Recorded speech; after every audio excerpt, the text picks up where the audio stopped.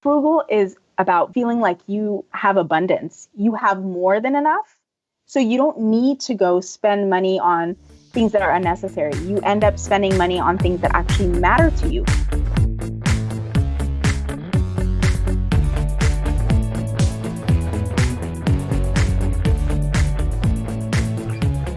Welcome to the FI Show, where you get a behind-the-scenes look into financial independence. Here's your host, Cody and Justin. Hello, everyone, and welcome back to another episode of the FI Show. Before I get started, let's check in with Cody. What's going on, man? Hey, what's up, Justin? I had a pretty good Easter this past weekend. We made this big ham. We made a green bean casserole. We made an asparagus cheese tart. We made Brussels sprouts and bacon. We had a bunch of Moscow mules. I probably had 5,000 calories yesterday. And how about you, man?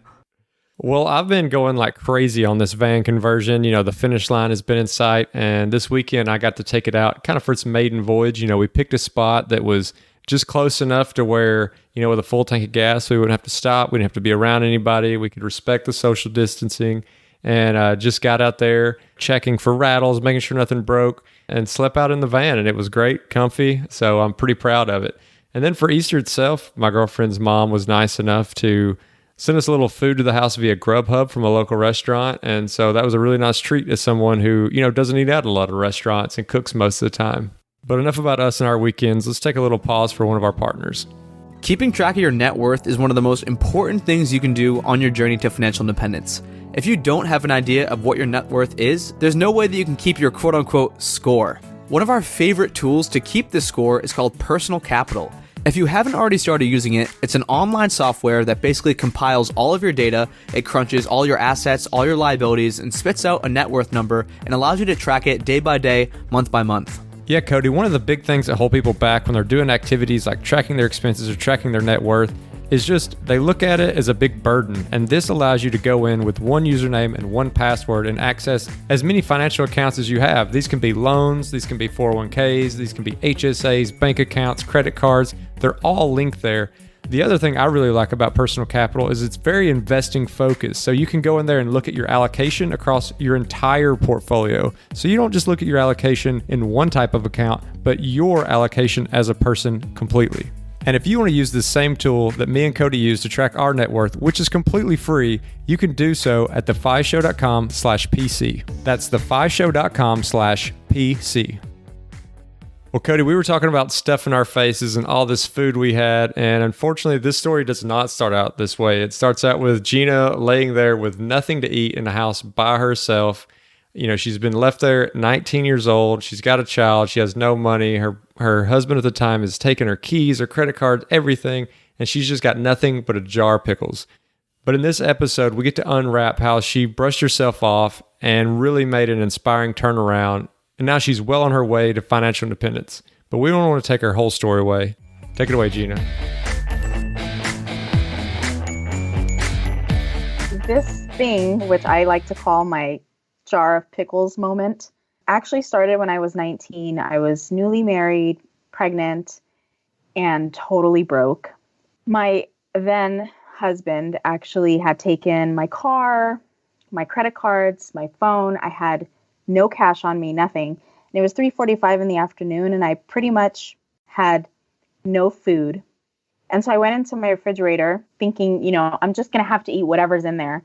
And all that was in there was this jar of pickles. So basically, I'm like, okay, well, I have two choices. I either don't eat or I eat this jar of pickles. So, of course, 19-year-old self said, jar of pickles, we're gonna do this. So I ate the jar of pickles and later realized, okay, this is not good. Got sick, but basically out of all of that, I realized I'm sitting on the floor in my living room, pretty much crying my eyes out because I'm hungry at this point, got sick to my stomach, and I'm like, wow, this is not the way I want my life to be. This is just such a dark place. And at first I kept telling myself, I deserve this. I chose to be here. And I started thinking about all of the decisions that I was making, money and life and everything else up until this point, and then just realized, you know what? Okay, so I've made some horrible decisions that have led me here. That doesn't have to be the end of this. Like, I can make better decisions and get myself out of this. And that was kind of like that light bulb moment for me where I had my good cry, and then I realized I could change this. I have that power. And it was that one moment that I felt like, no, everything can change from right here, right now. And that's really what started everything in my life. To speed it up, I divorced that person. I'm now happily married to like the best man in the world. And I went through this financial problem again, where it was like, okay, I'm starting to make bad decisions again. I'm leading myself into debt. And we got into a ton of debt. We got into over $100,000 of debt. And basically, I couldn't understand why this was happening to me. We were doing well financially as far as like we had good salaries. We were doing well that way, but we had nothing to show for it. And then I started realizing again, okay, we've made some decisions together collectively to get ourselves into this debt. How do we make better decisions? So it's always been this mind shift of I have the power in me to make better decisions, to do better in my life. I just need to find that inner hero that's inside of me. That was one of the reasons why I started my blog in the first place, was really just helping people find that inner strength inside, because we all make mistakes. We all, have bad decisions that we've made, but ultimately you can always change them. And so that's what I've been doing ever since. And we were able to become debt-free in 2018, and we never got into debt again because I completely changed my mindset. Well, Gina, that's a super powerful story, and I love that it's such like an iconic story that you have. And when you're sitting there and you have that, you're talking about this aha moment, this pickle moment, but then you find yourself, a few years later, still racking up more debt, so some more financial missteps. I'm just curious what that kind of bridge looks like. So it seems like you had a little bit of an aha moment. You realized you needed to take control, but then you ended up, again, having some of those missteps, getting yourself back into debt. What was that kind of the roller coaster between those two moments? Well, I think ultimately when I first started this journey, when you're 18, 19, I didn't get any kind of like formal training in personal finance. I was the first college student in my family. My mom and dad were immigrants. So they didn't really know much about personal finance either, and they didn't really teach me anything about it. So I walked in not knowing anything. And even though at 18, 19, I didn't do really well financially, I thought, oh, well, you know what, I can fix this. But I didn't actually change the foundation. I didn't change those habits. What I did was I made quick decisions to get myself in a better place. I got remarried and we got good jobs, and, we had some money and we were able to get better credit cards, better promotions. I'm like, okay, everything's great. I'm making money now, so things are going to be different. And I found myself in that same hole, and it was because the habits were not changing. It's just kind of like, I always compare it to dieting, but it's like you temporarily change things to get the outcome you want. But if you're not changing your lifestyle, if you're not changing those habits, your mindset, it never actually changes. You'll find yourself back into those holes and back into debt sooner than you can blink an eye. It's all about those habits that you change. So the second time around, I realized like something habitually has to change for me to actually live a better lifestyle. So moving back to that first revelation, and I can imagine when you're 19, you're not making a whole lot of money. So you had to stick with probably frugality. It wasn't like you're going to earn this huge sum of income. Could you talk about whether or not you were working a job? Were you going towards a college education? Or what was the moment like when you had that aha pickle moment? This is actually really funny because I sometimes think about it and I'm like, I don't know how in the world I did all of this, but I was going to school full time. I was working at a bank, out of all places, as a teller, and I was making about $1,200 per month, and my rent was $1,150. So I have no idea how I was able to even survive for the few months that I did. But ultimately, I ended up going into payday loans and using my student loans to cover my life. And I racked up, of course, tons of credit card debt at that time. So I started to realize, okay, something's not right here. Like, I'm not making enough money. Everything that I have is going to either debt or food for the baby or whatever it is. And I'm never going to get out of this hole. But it was a crazy time because I found myself juggling so much. And I knew logically this wasn't going to work. And I look back and I'm like, I don't know how I did it. But it was because I kept maxing out my credit cards or using those payday loans, which are, as you know, a nightmare. So a lot of times people talk about things like snowballs as far as like a debt payoff, like where you're paying off small things, move up to the big things. But I'm kind of curious to hear your take on this idea of debt kind of being taking on in a snowball kind of way. Like, oh, I have this one loan and then all of a sudden I can't quite pay it. So I'm taking on another one and then it just starts growing on you. As just a cautionary tale, do you have any kind of things you would like to tell people just to be cautious of when they start, they take out that first loan and then all of a sudden, they have to add a second one on to try to cover some things and you're pulling from one place to pay the other? I think the one thing that I could advise anyone listening right now is that if you're going to be taking on a loan to, let's say, consolidate. So let's say you have 2 credit cards, each one has $1,000 that you owe on it, and you're going to get a third one to consolidate. You're going to put both of those balances on. Do not rack more debt, because the thing that I was doing was, okay, I would get a third credit card or I'd get another loan to pay off everything. And I'm like, okay, now I got some freed up credit. And then you'd spend more money. So you find yourself that's how people blink and all of a sudden they have $20,000 in debt, when initially it was a $500 debt or $1,000 debt. I think the one thing I would say is, if you're going to consolidate using a third credit card or a third line of credit, stop adding to the debt. Find a way to stop the cycle so that all you're doing right now is you're just paying off that debt that you've consolidated and you're not adding to it. So a lot of people who are in those situations might push back, and I'd love to hear your own personal story, Gina. Like, what changes did you make where you were not adding to this debt pile anymore? I'm sure you had to cut back somewhere because you had a pretty good income, but your expenses were probably pretty close to matching that or even exceeding that income. So on a tactical level, like, what were these changes that you made to increase that gap between your income and your expenses? Actually, there were a couple of things that really stood out to me. When I first started, I didn't have a budget. And so I could not tell where my spending was really lacking or where I was excessively spending. And once I started to incorporate a budget and started realizing where I was spending the most money, I realized there were 3 main areas that I was spending a ton of money. One was grocery shopping. And I think that was just me justifying, well, I'm not eating out that day, so I can spend more at the grocery store. And 2 was the restaurants. So every weekend I wanted to go Friday, Saturday, and Sunday to go eat out. And 3, I have a huge obsession over shoes. So I would go into stores just out of boredom, and I'd come out with 2 and 3 pairs of shoes that I absolutely didn't need, but they were cute.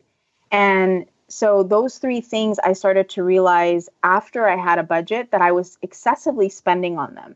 And that's where I started to tweak things. So I always say that I try to incorporate frugal tweaks into my lifestyle, because I don't want to deprive myself to the point where I'm not enjoying my life.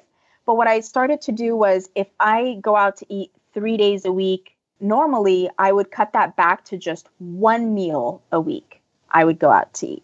And then if I bought shoes on a, bi-weekly basis, I would give myself 1 time per quarter to go buy my favorite pair of shoes, the ones that I couldn't stop thinking about. With groceries, I started to coupon. I started to pay attention to sales, which I never used to pay attention to. And I literally cut my bill in half the first month. And I was like, oh my God, I didn't even realize that was something that was possible. And then when I did it, I realized, oh my God, I could do that with so many other things. So those 3 main things actually opened the door to so many other things for me to look at. And it started to become this fun game for me, where I was able to save so much more money that way. And then debt started to melt off because we were using all of that extra money that we were saving to pay off the debt. And digging into that budgeting a little bit more, I'm curious what your take is on kind of the order of operations, because you need to take a look at what you are spending, and then you're also probably trying to take and make some goals for what you want to spend. Just walk us through that methodology, because I know there's a little bit of difference between tracking expenses and budgeting. Yeah, so I would say that I made a mistake when I first started. Was I idealized my budget. I made my budget so perfect, and I never could stick to it, because I'm like, well, ideally you should be spending $350 on groceries, or you should only be spending $100 on car gas or whatever it was. And it was like, okay, but none of this stuff is realistic. So I went back to the drawing board and actually started looking at my bank statements and looking at what I had spent in the quarter realistically, like how much do I actually spend on gas? How much do I actually spend on groceries? And then I started to cut back on that by 25%. Okay, can I combine these two trips together so that I can save on gas and not backtrack? Or instead of spending $200 on groceries, maybe I could find a grocery store that has a really good sale and I can get some stuff there. Or maybe go to 2 different grocery stores that have good deals on some stuff that I need, and then figure it out instead of buying everything in one store. So I started to really do things that way to save money. But tactically speaking, it's easier for you to look at your spending and then from there cut back than it is for you to have an ideal budget and try to stick to it. And then you have to remember that a budget is a live document. So it should adjust. Just because you have something where I have $400 of groceries this month, maybe next month I don't need $400 worth of groceries. Or maybe I need $500 because people are coming over to visit or I'm entertaining more. So it needs to be able to be adjustable so that you don't feel like you're a failure if things don't go right. So we try to be as actionable as possible on this show, Gina. And for someone who is really, really struggling trying to get that budget together, could you talk about how you actually go about structuring your budget? Like, what kind of tools do you use? What are the types of categories? Do you have a miscellaneous category or a fun spending category? Could you just talk about that a little bit so people could actually visualize what this budgeting looks like? For me, I'm really old school. I go with an Excel spreadsheet. I used to go with a paper budget before that, but I try to keep it as simple as possible because apps have just never worked for me. They do work for a lot of people though. So if you're a person who loves apps, there are so many apps out there for budgeting. For me, it's an Excel spreadsheet. But what I like to do is I have specific categories. The first category is what I call survival. So that's your rent or your mortgage, your groceries, basically your shelter, your food, everything that you as a human being needs to survive. So that's not including debt. I just list all of the things that I absolutely have to pay, like my utilities, my gas, my water, my electric, things like that. And then the second part of that is any debt payments. That's the second priority for me. So car loans, any debt that I'm trying to repay, student loans, things like that. And then the third one is extras. So that's like your cable, your Netflix, your shopping, if you're going to be eating out, your entertainment expenses, your vacation savings, whatever that is. And then, of course, I always tell my readers this, you have to incorporate some fun money because life should not be like completely boring and you don't have any fun money at all. I don't agree with the concept of just because you're paying off debt, you should completely cut out fun because I have 2 girls. I have 2 daughters. And while we were in debt, they were young. And I cannot imagine paying off debt for 5 years and just completely pausing their life. I think that would be totally unrealistic. So fun money is a crucial part of your budget because that's what's going to keep you going.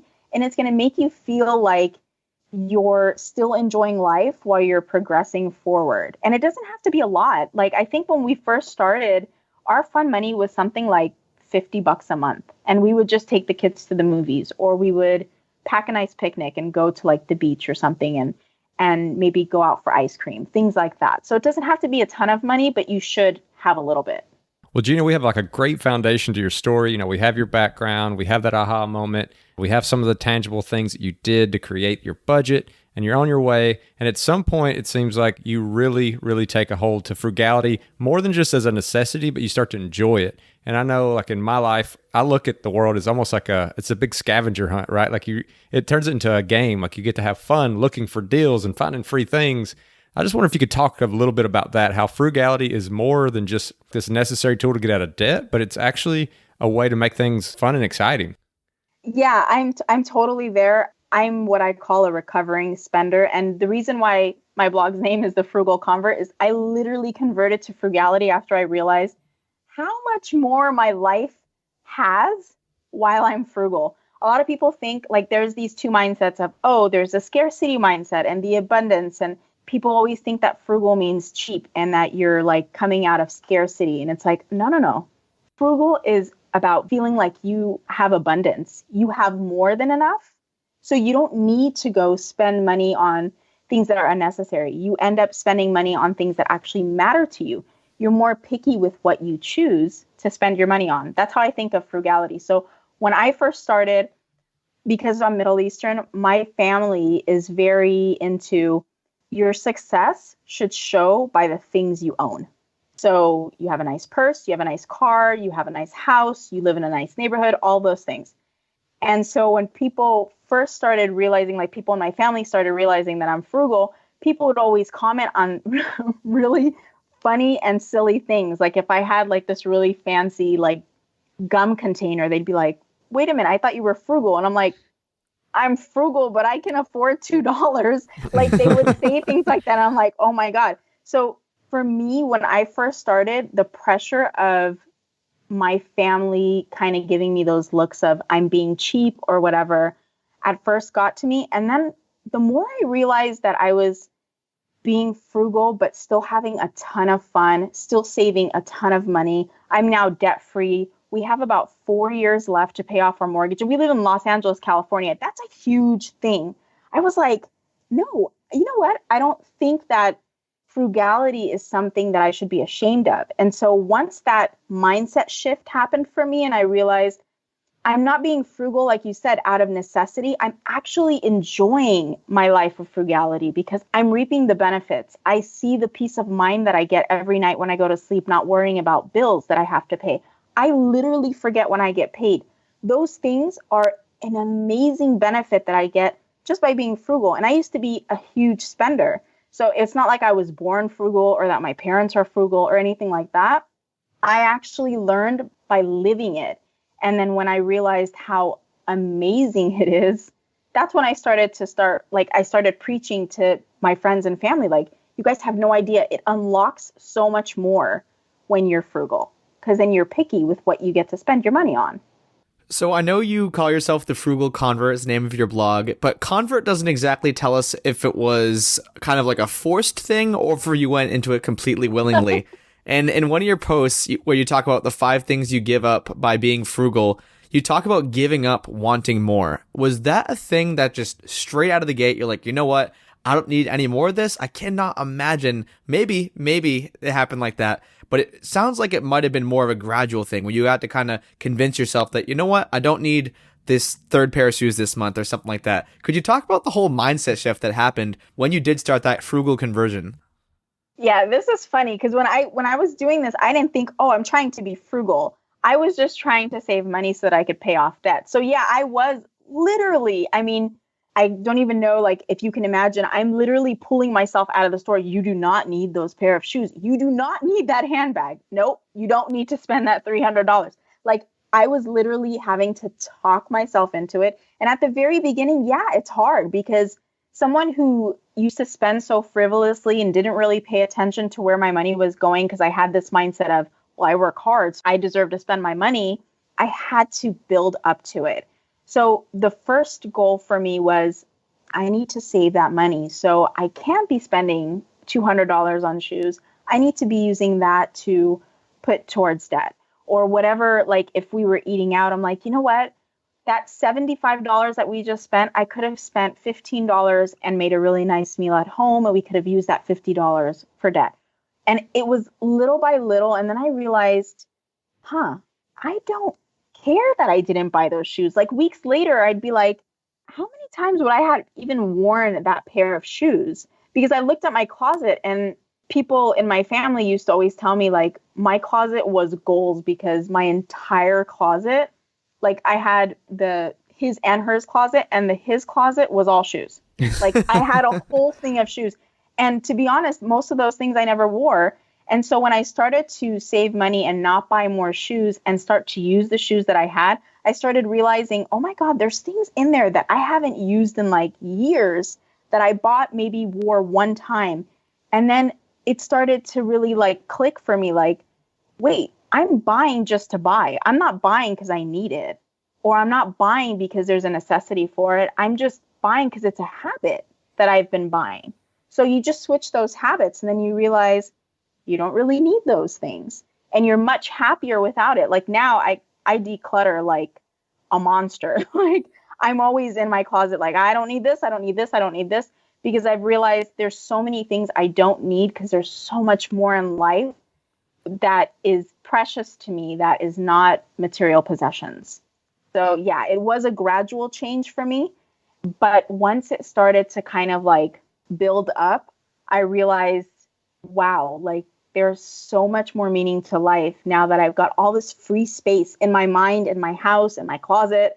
There's so much more that I could do with my time.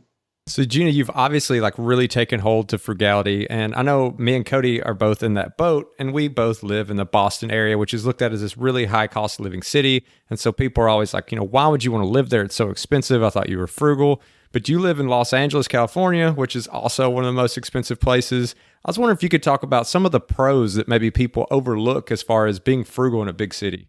Well, for one, there are tons of grocery stores. There are tons of retail stores. So you have a lot more options because there's such a variety of different places and merchants that you can get your things from. Also, because it is such a big metropolitan city, there are areas that are lower income where you could find things, you can go to those areas and you can find things that are much cheaper. So there are local grocery stores that tend to be a lot cheaper. Like people always talk about, like I had a post about saving money at the grocery stores and people kept saying, you must live in a rural area. And I'm like, no, I actually live in LA. But because I was saying, like, don't go to the Dollar Tree for 2 bell peppers for $1 or something. I'm like, I could get a pound for 39 cents. And they're like, where do you get a pound of bell peppers for 39 cents? And I'm like, LA. But it's because the area, it's not, when they think of LA, they think Beverly Hills, they think Westwood, they think of all of these like Santa Monica. They think of these really high-end places. You don't have to shop at those places. There are so many other places on the outskirts that are safe to go to and have really good deals. So you get a variety of merchants that make it easier for you to save money. That's one. And then two, honestly, like everything here, I don't know, I was born and raised in LA, so I don't know, I can't compare it to anywhere else. But everything here, it's not as expensive in comparison to your income. So it's all relative, depending on where you are. Like someone might say, okay, you're buying bread for $3 a loaf or whatever. Yeah, but I'm making much more than someone who's probably in the Midwest, who's probably working the same job I am. So it's all relative, but mostly like if you're going to look at it, you're going to look at there's a huge variety here because it's so big and you have access to so much. So clearly you are completely getting fired up about frugality. I can just hear it in your voice, which is awesome. But something we haven't really touched on is you had your daughter back when you were 19 years old. Have you been communicating these same money lessons, this same love for frugality? Are you giving those same lessons to your kids? Yes. So people judged me on this because I said, I share my budget with my kids. They don't know how much money I make or anything like that, but I share our journey with our kids. And I think it's really, really important for kids to see that ahead of time. People were like, well, you don't want them to feel like they're deprived or that you're like, financially like strapped. And it's like, no, that's not it. They need to know that you're responsible for keeping a budget. So when we would go to the grocery store, I would tell them, okay, we only have, let's say, $100 to spend. And we would start like playing a game. Okay, let's calculate how much we have in our cart before we go to the cashiers. Like we would play these games, and I have an 18-year-old now, right? And she has a bank account. She has a budget. She has her first job. She's saving a lot of money. She's doing all the right things, even with her thinking about college. So this is her first year in college. She was thinking of how she can save more money. So she decided to go to a community college for the first 2 years because we have something in California called the Promise Program, where her tuition is $7. What? So she doesn't have to pay a lot of money. Yeah, I don't know why it's $7, but for the first 2 years, if they have good grades and they go to a community college, they just pay $7 for tuition and everything else is paid for. So she's going to pay $7 a semester, so $14 a year. And she gets a really good education at a really good community college, and then she can transfer to a good college when she's done with that. So she's been mindful about, okay, I don't want to rack up student loans. I don't want to have debt coming out of school. So she is thinking about that kind of stuff, which I'm really happy about. And I feel like the more you share with kids, they're so adaptable. They're more than, in my opinion, they learn faster than adults. So when you're teaching them at a young age, it's ingrained. I wish I had learned that kind of stuff at a young age. I probably would have been so much further along if I had. Well, it's always easy to, kind of look back and wish you had done things a little earlier, but you're obviously doing super well. I mean, you've made such huge changes and you've come a long way. And I'm curious what the future looks like for you. So, I feel like you've got such a good grasp on where things are. You're born and raised in LA, you're still there. Do you have like thoughts about what, as you get closer to actually retiring, like what that looks like, what your goals are for that? Yeah, so my husband and I talk about this a lot because I want to retire yesterday. Not that, I don't want to work, but I would love to like pursue my passion full time. And so right now our goal is in the next 3 to 4 years, we're going to just pay off the mortgage completely. Once it's paid off, I'll be stepping down from my traditional job and being able to do my own passion projects. And hopefully one day we're actually thinking of one day in the near future, maybe 3 to 5 years, we're going to start investing more into real estate. I really want to be able to leave a legacy for my kids, but for more than that, I want to be able to be financially independent where we have several streams of income. I think that's really important. So at the beginning, when we started our journey, we only had 2 streams of income. And one of the things that caused us to be in debt that I haven't actually really talked about was the fact that in 2007, we bought a condo and then the housing market crashed. And my husband, who was in the mortgage industry, lost his job. So we had very high interest, adjustable rate mortgage that we were paying interest only on. He lost his job and it was just my job. And I got furloughed because I was working for the state. So we had all of these things happen. And now we're looking back at it and it's like, I never want to feel like that again. I want to have a diversified income. I want to be able to not have as much risk. And so more than just budgeting and being frugal, I really want my financial plan to be much more stable. And that's only going to happen if I diversify our income. So we're working on that diligently, but our first goal is to just crank out that mortgage so we no longer have to pay it. Well, first of all, congratulations. It seems like any obstacle that gets put in front of you, Gina, you just run right over it. So that is awesome. But you mentioned passion project like twice, but you didn't mention what that passion project was. And I'm chomping at the bit, dying of curiosity, wondering what is that passion project that you want to unveil in 3 to 5 years? I love helping people. So with my blog, I help moms save money so that they could live a better life with their kids and be able to spend more time with their kids and their family. I really, really want to be able to go out and help others do that, like in person.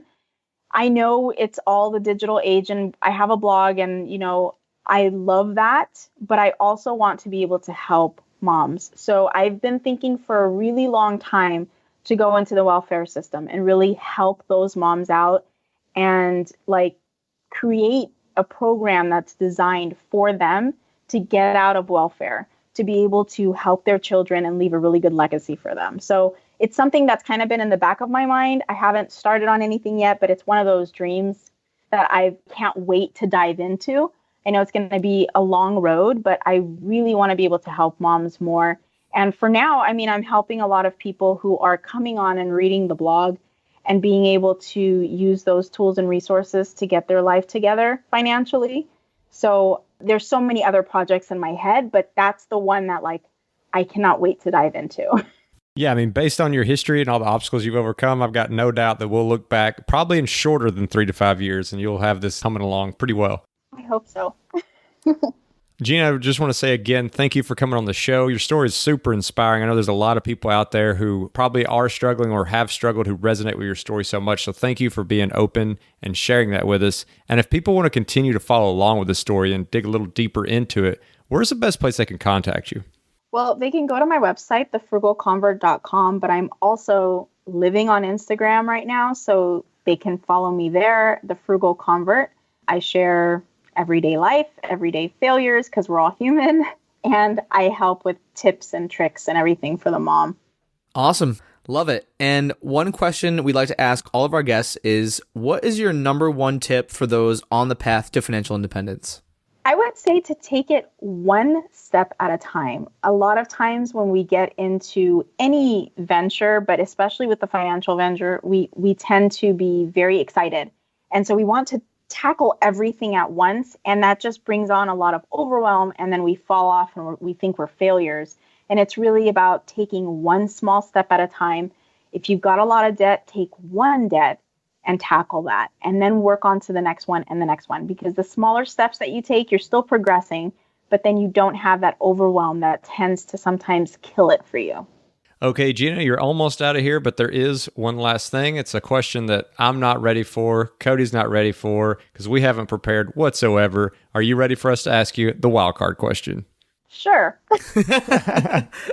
Alrighty, so you talk about being a frugal convert. So at one point in time, you were just spending money on all kinds of things that today you would never do. So I want you to tell us, what is the one thing that sticks out in your head is like, oh my God, I can't believe I was spending money on this. Like something that makes the frugal you shake your head. I have to say it would be the handbags and the wallets, like those very bougie name brand, like $400 or $500 handbags and wallets. I look back at that and I'm like, it's carrying my money the same way that my $20 purse is carrying my money. So it literally makes no difference. It just has like an emblem on it. So yeah, I look back and, I think about this a lot because I say, even if I had all the money in the world, would I go back to buying those? And I totally wouldn't. I really wouldn't. Well, it seems like you're a true frugal convert, Gina, and it's been an absolute pleasure talking with you, having you on. Thank you for being so open, like Justin mentioned, and sharing your story. And thank you for spending time with us today. Thank you so much for having me. This was such a fun chat. Another awesome episode, Justin, and something that you and I can't really relate to, so I'm glad we had Gina on, is we're kind of just frugal out of our nature. We have never had to convert like she has. She's the frugal convert. We've never had to convert to frugalism, but she kind of gave us an eye into someone who was buying 6 pairs of shoes a month and spending all this money on expensive purchases and all this fancy things that she didn't need. So I thought this was just a really great episode, and it could speak to a segment of our audience that maybe you or I don't resonate with as much. What did you think? Yeah, I completely agree. And you can tell that it was truly like a conversion because she had this moment early on in life where she had to make some changes, but it didn't really stick. It wasn't just like, oh, all she needed was a little nudge or something bad to happen. Then all of a sudden, she would pivot into being this frugal person. At her core, she just wasn't that person. She wasn't a super frugal person. And she talks about how she had to change her mindset about what money was really for, like the value you got out of it. And she had to actually completely change all of her habits. And I think that's a really cool story, like you said, that me and you can't really tell because for us, the privilege that we have that we probably take for granted is just how easy it comes to us. Regardless of how much money we have coming in, whatever, not spending money is fun for us. Like not only is it not difficult or challenging or what may have you, it is actually something we enjoy. So to get to look through the lens of what most people deal with when they're looking at frugality, which is not something they see as fun or easy. They see it as a big challenge. To get to see through that lens, that was really cool. I also love how she kind of cemented one of these things we talk about all the time, and it's how important it is to first track your expenses before you can go and try to tackle the budget thing.